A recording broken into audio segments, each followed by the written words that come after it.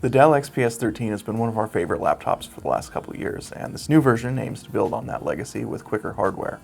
This new XPS 13 features the latest Intel 8th generation processor, but that's really the only change, which isn't a bad thing, but it's not all that exciting either.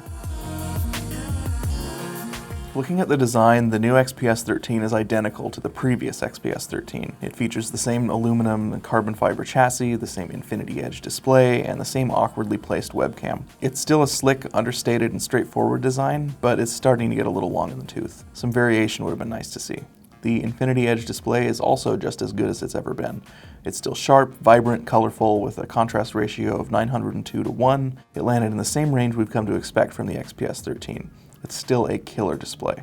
The star of the show, however, is the new Intel Core i7-8550U processor.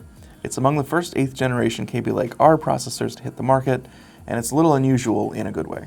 This quad-core 8th generation processor features more cores than its dual-core predecessor, but it pulls down the same amount of power. That means you'll get a lot more speed without killing your battery life. In our benchmarks, the i7-8550U beat out its 7th generation siblings by a sizable margin. The 7th generation version of this processor took about 18 minutes to finish a 4K video encode, while the new 8th generation version shaved 6 minutes off that result, finishing in about 12. Overall, the 8th generation processor is one of the quickest on the market, so it's worth considering the upgrade.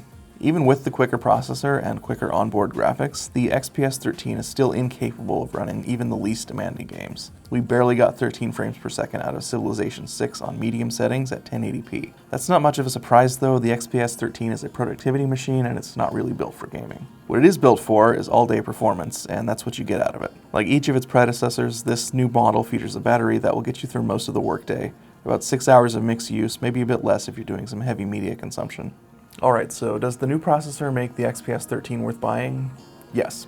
It's still one of the best laptops on the market, even if it doesn't feature a daring ultra-slim design.